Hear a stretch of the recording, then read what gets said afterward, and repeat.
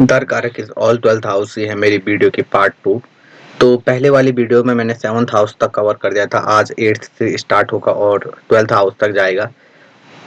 तो सबसे पहले मैं वीडियो स्टार्ट करने से पहले एक चीज़ बताता हूँ आप सभी लोगों को, क्योंकि मेरी वीडियोस के नीचे बहुत सारे लोग अपनी मतलब दर कारक की पोजीशन लिख रहे हैं। बहुत सारे अपनी मतलब पूरी उसमें डिटेल लिख के ये जानना चाहते हैं कि मेरा पार्टनर कैसा होगा, उसकी अपीयरेंस, उसका प्रोफेशन, उसका रिलीजन, पता नहीं क्या क्या पूछ रहे हैं। तो अब मैं आपको एक चीज़ बताता हूँ सिंपल सी। जब भी बात आती है हमारी पार्टनर की, हमारी शादी की, तो मैं बताता हूँ कि 3 चीज़ें वैदिक एस्ट्रोलॉजी के अकॉर्डिंग 3 चीज़ों पे आपका बिल्कुल कंट्रोल नहीं है। वो आपका है जन्म, मरण और वरण, ठीक है? ये 3 चीज़ें पहले से डिसाइड होती हैं। ये हमारे प्रारब्ध जो हमने किया है पहले के जन्म में, जो हमने कर्म करके हम जो लाए हैं, वो चीज़ें हमें इस जन्म में मिलती हैं, ये सारी चीज़ें, ठीक है? तो आपको ज़्यादा इस पे फोकस नहीं करना है। फोकस मीन्स आपको, अब मैं आपको एक चीज़ बताता हूँ कि दर कारक का कॉन्सेप्ट जेमिनी एस्ट्रोलॉजी से है, ठीक है? ये वैदिक एस्ट्रोलॉजी का नहीं है। इसमें ही बोला जाता है कि जब सबसे लोएस्ट डिग्री जिसकी होगी वो आपका दर कारक होगा, वो आपका पार्टनर होगा, ठीक है? ये बात अब मैं मानता हूँ, ये बात ठीक भी है। लेकिन अब एक बात आप सोचिए कि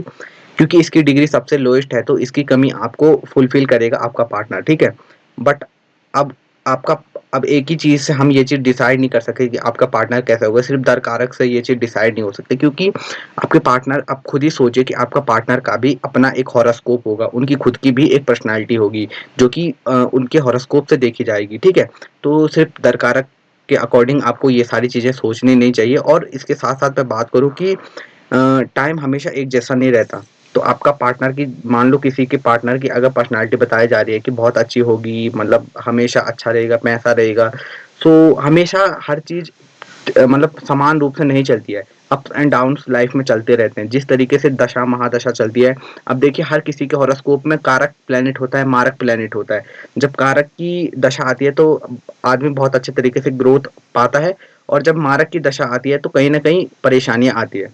तो मैं कहना ये चाहता हूँ कि हर चीज़ को देखना चाहिए, बस एक ही चीज़ को, मतलब आप दर कारक के अकॉर्डिंग ही चलोगे तो मुझे नहीं लगता कि इसमें आपको इतनी अच्छी प्रेडिक्शन मिल सकती है। लेकिन कहीं न कहीं ये भी बहुत हद तक बता सकता है कि आपके पार्टनर के बारे में। बाकी अब आपकी मर्ज़ी, आप वैदिक एस्ट्रोलॉजी को ज़्यादा बिलीव करो या जेमिनी एस्ट्रोलॉजी। बाकी मैं दोनों एस्ट्रोलॉजी को मतलब बराबर ही मानता हूँ, इतना मैं इसको खराब नहीं मानता। बस मैं आपको एक वो बता रहा हूँ, एक बेसिक चीज़ बता रहा हूँ, एक अपना ओपिनियन दे रहा हूँ। अब सोचना आपकी मर्ज़ी है। तो स्टार्ट करते हैं दर कारक को, ठीक है? अब 8th हाउस में जब दर कारक जाएगा तो 8th हाउस है किस चीज़ का? कहीं पे भी अगर रहस्य की बात आएगी, मिस्ट्री की बात आएगी, तो यहाँ पे 8th हाउस को देखा जाता है। हमारी आयु मृत्यु का जो भी मतलब बातें होती हैं, वो सारी हमारे 8th हाउस से देखी जाती हैं। तो जब आपका दर कारक यहाँ पे 8th हाउस में बैठेगा, तो कहीं न कहीं आपका पार्टनर हो सकता है कि आपको उस प्रोफ़ेशन में मिले जहाँ पे आम जनता नहीं जाती है, मतलब जहाँ पे आम लोगों की सोच नहीं जा पाती है। मान लो कि आपका पार्टनर हो सकता है कोई एस्ट्रोलॉज़र हो, और इस टाइप का एस्ट्रोलॉज़र हो जो कि मतलब हर काम करता हो। मतलब एक एस्ट्रोलॉज़र होता है बस प्रिडिक्शन करता है, लेकिन वो ऐसा एस्ट्रोलॉज़र हो सकता है कि वो मतलब आपको, उसके पास हो सकता है कोई अच्छी सिद्धि हो सकता है उसके पास कोई ऐसी नॉलेज हो जो कि हिडन नॉलेज हो, जो कि हर किसी के पास अवेलेबल नहीं होती। हो सकता है कि उसको पुराने अपने किसी मतलब खानदानी रूप से उसे कुछ ऐसी नॉलेज मिले जो कि वो आपको देगा, ठीक है? जब क्योंकि आपका पार्टनर है वो, तो वो आपके ऊपर वो डोमिनेंस शो करेगा इस टाइप में कि वो आपको अकल्ट साइंस की ओर खींचेगा। डीप लेवल की कोई भी चीज़ हम 8th हाउस से देखते हैं। तो एक तो होता है मेडिटेशन, एक होता है डीप मेडिटेशन, जिसमें पूरी आत्मा वो मतलब भगवान से जोड़ने का काम करती है। तो उस टाइप का मेडिटेशन की प्रैक्टिस आपका पार्टनर आपसे करवा सकता है। हो सकता है कि आपका पार्टनर उसी में मतलब उसी का टीचर हो सकता है वो एस्ट्रोलॉजी सिखाता हो, अकल्ट साइंस सिखाता हो, वो डीप मेडिटेशन लोगों को सिखाता हो, या उसकी मतलब बोल सकते हैं कि आफ्टर मैरिज आपकी लाइफ में बहुत बड़ा ट्रांसफॉर्मेशन हो सकता है आपके पार्टनर की वजह से, क्योंकि ये सारी चीज़ें अपने आप में ही बहुत ज़्यादा विशाल हैं, और ऐसी चीज़ें हैं जिनके बारे में और लोगों मतलब आम तौर से लोग इन पे फोकस नहीं करते। अगर यहाँ पे बोला जाए कि आपका पार्टनर कौन से प्रोफेशन में होगा, तो आप एक चीज नोटिस करना, जब भी 8th हाउस में दर कारक जाता है तो कोई ना कोई ऐसा करियर जिसमें बहुत रेयर लोग होते हैं, तो ऐसे करियर में आपका पार्टनर हो सकता है जो बिल्कुल रेयर होते हैं, ठीक है? एक ऐसी नॉलेज आपके पार्टनर में होगी जो कि आम लोगों में नहीं होती है। अब वो नॉलेज आपको अच्छी तरीके से यूज़ कर आपको अच्छी तरीके से आपके ऊपर इफ़ेक्ट डालेगी, नहीं डालेगी, ये डिपेंड करता है कि 8th हाउस में आपका कौन-सा प्लैनेट बैठा है और किस तरीके से बैठा है। क्योंकि क्या होता है 8th हाउस वैसे भी हमारे कुछ न कुछ उसमें 8th हाउस वैदिक एस्ट्रोलॉजी के अकॉर्डिंग इतना अच्छा हाउस माना नहीं जाता है इसको, बट दर कारक अगर 8th हाउस में बैठा है तो बहुत अच्छी बात ये हो सकती है, बट डिपेंड करता है कि आपकी सोच कैसी है और आपके पार्टनर आपको कितना ज़्यादा इसमें इफेक्ट देता है। तो ये सारी चीज़ें होती हैं हमारे 8th हाउस से। अब बात करते हैं हमारे 9th हाउस। सो 9th हाउस है किस चीज़ का? तो 9th हाउस से हम विचार करते हैं अपने लॉन्ग टर्म ट्रैवल का, ठीक है?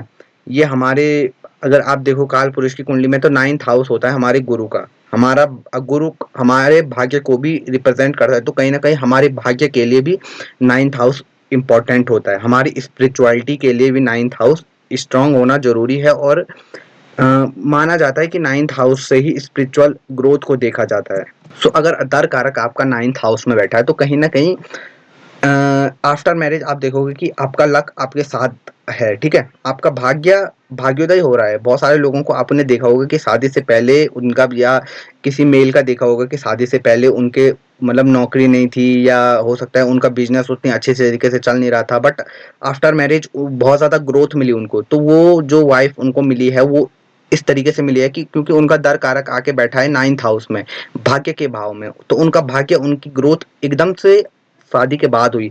तो आप नोटिस करोगे जब भी आप 9th हाउस में दर कारक बैठा है, इससे पहले मैं ये नहीं बोलता कि ग्रोथ नहीं मिलेगी, ग्रोथ मिलेगी, बट एक लक होता है आदमी का, कुछ चीज़ें कम मेहनत में भी मिल जाती हैं, तो उसे लक बोला जाता है। तो लक का फैक्टर तब जाके इस आदमी की लाइफ में ज़्यादा बढ़ेगा जब ये शादी करेगा, क्योंकि दर कारक बैठा है आपके लक के भाव में। अब क्योंकि यहाँ पे 9th हाउस में दर कारक है तो कहीं न कहीं ये आपका पार्टनर ये भी डिसाइड करेगा, यहाँ पे भी डोमिनेशन शो करेगा कि हमारे लॉन्ग टर्म ट्रैवल कहाँ होंगे, ठीक है? वो ट्रैवल को भी कहीं न कहीं रिप्रेजेंट करता है, तो आपके ट्रैवल आपको कहाँ ट्रैवल करना है, ये सारी चीज़ें आपका पार्टनर डिसाइड करेगा। और आफ्टर मैरिज आप देखोगे कि आपको ज़्यादा अपॉर्च्युनिटी मिल रही है। ये मैंने बहुत ज़्यादा देखा है कि भले आपका भाग्य उतना वो ना हो, बट यहाँ पे एक चीज़ तो हमेशा मिलती है कि जब भी दर कारक 9th हाउस में बैठता है तो जैसे ही उसकी शादी होती है पर्सन की तो उसको अपॉर्चुनिटी मिलने लगती है ताकि वो अपनी लाइफ में ग्रोथ करे, क्योंकि उसका ठीक आप देख सकते हो कि भाग्य यहाँ पे है, ठीक है? अब भाग्य बढ़ेगा तभी आदमी का पैसा बढ़ेगा। 11th हाउस हमारा लाभ का होता है, इसी तरीके से 9th हाउस हमारे भाग्य का होता है, तो भाग्य भी आदमी की लाइफ में होना बहुत ज़्यादा ज़रूरी है। हो सकता है आपका पार्टनर स्पिरिचुअल नॉलेज रखता हो, ठीक है? अब यहाँ पे पूरी तरीके से स्पिरिचुअल हो ये तो प्लेनेट पे डिपेंड करता है, लेकिन वैसे तो ठीक प्लेसमेंट है ये यहाँ पे, अगर है आपका दर कारक यहाँ पे 9th हाउस में तो बहुत अच्छा प्लेसमेंट है, आपका लक आपके पार्टनर से बढ़ेगा। अब यहाँ पे बात करें यहाँ पे 10th हाउस, तो 10th हाउस होता क्या है? तो यहाँ पे हमारे करियर को देखा जाता है, ये हमारा कर्म भाव है, ठीक है? अभी मैंने 9th हाउस के बारे में बात की तो 9th हाउस हमारा लक है और 10th हाउस हमारा कर्म है, ठीक है? सो अब देखिए एक चीज़ नोटिस करना, आप जब भी ऐसे व्यक्ति की शादी होगी तो इसका पार्टनर इसका करियर को डिसाइड करने की कोशिश करेगा, ठीक है?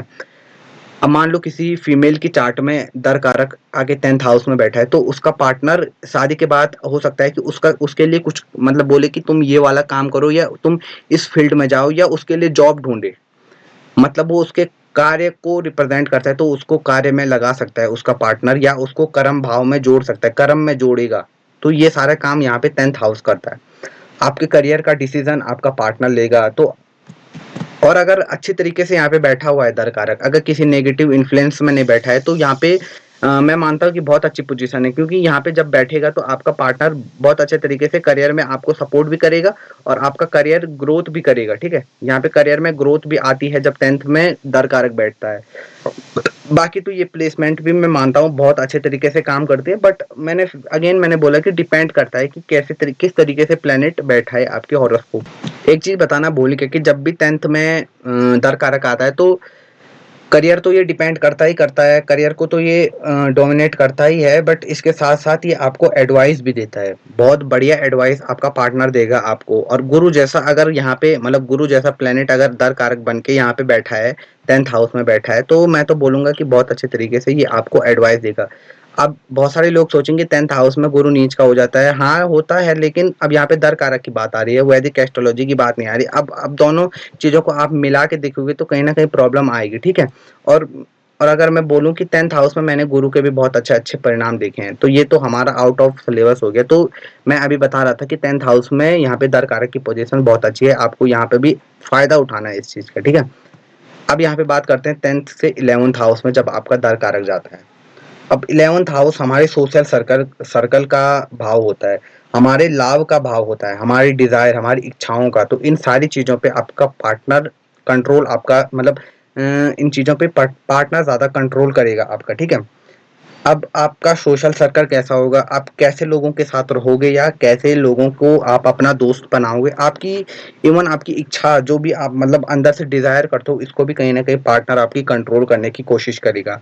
अगर यहाँ पे 11th में आपका दर कारक बैठा है तो शादी के बाद आप देखोगे कि यहाँ पे लाभ बढ़ेगा आपकी ज़िंदगी में। जैसे मैंने बोला था 9th में अगर दर कारक है तो आदमी का लक बढ़ता है, और इसी तरीके से 11th में दर कारक है तो शादी के बाद आदमी का लाभ बढ़ता है। लाभ का मतलब है लाभ तभी बढ़ेगा जब पैसा आएगा, ठीक है? तो कहीं न कहीं पैसों के लिए पोज़ीशन बहुत अच्छी है, और आपका लाभ किसी भी फैक्टर में हो सकता है। हो सकता है आपको किसी बहुत अच्छी अपॉर्च्युनिटी मिले, ये भी आपके लिए लाभ है। हो सकता है कि आपको किसी बड़ी कंपनी से ऑफ़र आए, या कहीं पे आपकी जॉब लग जाए, या आपका बिज़नेस रन हो जाए। ये सारी चीज़ें लाभ में आती हैं, तो आपको यहाँ पे लाभ देखने को मिलेगा जब भी दर कारक 11th हाउस में बैठा है। बाकी ये भी डिपेंड करता है कि आपके मतलब हॉरोस्कोप में 11th हाउस किस तरीके से, मतलब कहीं ये तो नहीं है कि यहाँ पे मेलेफिक प्लैनेट के बजाय बहुत कभी-कभी ऐसा होता है कि जब भी 11th में दर कारक बैठता है और कहीं पे नेगेटिव इन्फ्लुएंस 11th हाउस में आता है, तो कहीं न कहीं आप बोल सकते हो कि आपका लॉस होने लगता है, ठीक है? लाभ होना था, लॉस होने लगता है। तो ये सारी चीज़ें भी हो जाती हैं जब बेकार सिचुएशन में दर कारक 11th हाउस में बैठा है।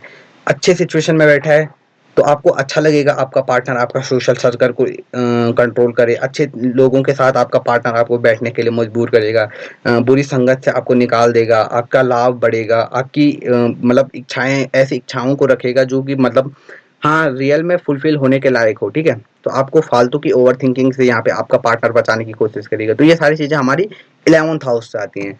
अब लास्ट में हम यहाँ पे 12th हाउस की बात करते हैं। तो अब आपने सुना होगा कि जब भी 12th हाउस की बात आती है तो बहुत सारे लोग इसको बोलते हैं कि यहाँ पे ये इतना अच्छा हाउस नहीं है। 6, 8, 12 इतने अच्छे हाउस नहीं है। बट बात यहाँ पे दरकार रख के आ रही है, ठीक है? तो कहीं न कहीं ये मुक्ति का भाव है, हमारे लॉस का भाव है, हमारे ज़िंदगी में कोई न कोई कमी या खर्च, और कहीं न कहीं हमारा बैड प्लेज़र भी यहाँ से जुड़ा हुआ होता है। तो ये सारी चीज़ें आपका पार्टनर यहाँ पे कंट्रोल करने की कोशिश करेगा। अब हो सकता है कि जब दर कारक 12th हाउस में बैठा है तो आपका पार्टनर आपको मतलब स्पिरिचुअल लेवल पे आगे बढ़ाए, ठीक है? अब स्पिरिचुअल लेवल, अब बहुत सारे लोगों को यहाँ पे इसमें समझ नहीं आता है, बट स्पिरिचुअलिटी का मतलब यहाँ पे 12th हाउस में हो जाता है कि मोक्ष की ओर जाना, ठीक है? क्योंकि 12th हाउस में गुरु की राशि बनती है, मीन राशि बनती है, सबसे आखिरी राशि, और मीन राशि का काम ही है कि हमें मतलब मोक्ष की तरफ ले जाना। तो कहीं न कहीं आपका पार्टनर आपको मोक्ष की तरफ ले जाने की कोशिश करेगा यहाँ पे जब 12th हाउस में आपका दर कारक बैठे। अब यहाँ पे आप देखोगे कि 12th हाउस कहीं न कहीं हमारे पैसों के खर्च को भी दिखाता है, हमारे मनी के लॉस को मैंने बोला था दिखाता है। तो लॉस कब होता है? जब हम पैसे खर्च करते हैं, ठीक है? अब अगर अच्छे तरीके से यहाँ पे बैठा है प्लैनेट, तो आपका पार्टनर आपको पैसे बताएगा कि कहाँ पे आपको खर्च करना है, और बहुत अच्छे तरीके से ये काम करेगा। और बुरे इन्फ्लुएंस में बैठा है तो आपका पार्टनर ही आपके पैसे खर्च करेगा, और ऐसी जगह आपके पार्टनर आपका पैसा खर्च कराएगा जहाँ पे आपको ज़रूरत भी नहीं थी, ठीक है? तो ये सारी चीज़ें आती हैं हमारे 12th हाउस से। बाकी यहाँ पे भी मैं बोल रहा हूँ कि हर हर 12th हाउस में कहीं पर भी आपका दर कारक है, अच्छी सिचुएशन तभी होगी जब आपके हॉरोस्कोप में भी वो अच्छी तरीके से प्लेस्ड हो, और आपके पार्टनर के भी। तब जाके यहाँ पे अच्छे रिजल्ट मिलते हैं, पॉजिटिव रिजल्ट मिलते हैं। बाकी मैंने बोल दिया आपको वीडियो की स्टार्टिंग में ही कि दर कारक को सिर्फ दर कारक के पीछे मत पड़े रहना। दर कारक से ही आप सब कुछ नहीं देख सकते, आपको हॉरोस्कोप देखना पड़ता है पूरा का पूरा, अपने पार्टनर का देखना पड़ता है, क्योंकि अब पार्टनर का हॉरोस्कोप देखो। अब देखो, मैं एक चीज़ बताता हूँ, अगर देख मान लीजिए आपका पार्टनर है कोई, ठीक है? उसका दर कारक आया है कुछ, अब वो इमेजिन कर रहा है कि आपकी पर्सनैलिटी ऐसी होगी उस दर कारक के अकॉर्डिंग। बट कहीं न कहीं एक चीज़ आती है सामने कि आपका भी तो हॉरोस्कोप है। आपकी खुद की पर्सनैलिटी, आपके हॉरोस आपके लगन में कुछ जो प्लैनेट होगा वो आपके पर्सनैलिटी को दिखाता है। मान लीजिए आपके पार्टनर का दर कारक आपके लगन से मैच ही नहीं कर रहा, वो कहीं है ही नहीं, उसमें उतना इन्फ्लुएंस ही नहीं है, तो आप कैसे इमेजिन कर सकते हो कि ये चीज़ काम करेगी?